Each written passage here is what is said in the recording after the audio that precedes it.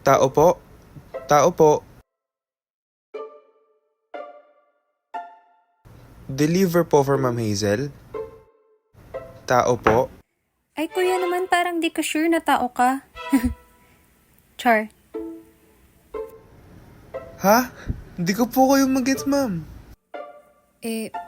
Patanong kasi yung pagsabi niyo po ng tao po, kaya akala ko hindi ka sigurado na tao ka. Hinahanap ko lang naman po kasi yung nasa loob. Mali po ba yung pagkasabi ko? Kasi di ba kuya, yung pagsabi ng tao po is para i-reassure yung mga tao sa loob na hindi sila aswang or masamang espiritu. Pero kuya, eto na po yung bayad. Si ma'am naman. Di naman po ako ganun.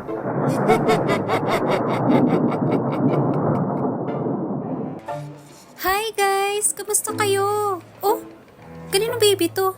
Oh my god, you're so cute! Like, hi! My kuchi-kuchi-ko! Uy, ano ka ba? Huwag mong batiin yung bata. Ha? What do you mean bawal batiin? Sensitive mo naman. Like, okay, fine. Duwag.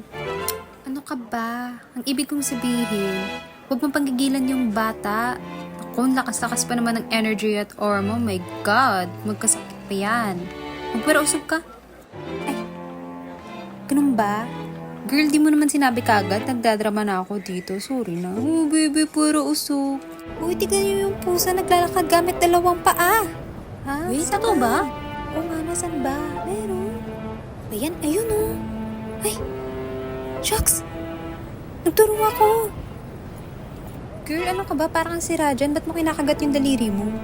Nagturo kasi ako sa mga puno. Alam nyo na, mamaya malasin o di kaya mabate.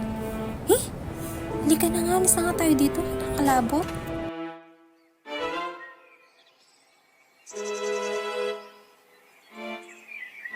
Ano ba mga tao na to? Ang gulo-gulo. Paparusahan kita. Bibigyan kita ng pasakit. Ay, tabi-tabi po. Tabi-tabi po. Makikiraan po. Pasensya na po. Tabi-tabi po. Ay, okay na pala. Sige na nga, I accept your apology. Marunong kang tumanggap ng pagkakamali eh.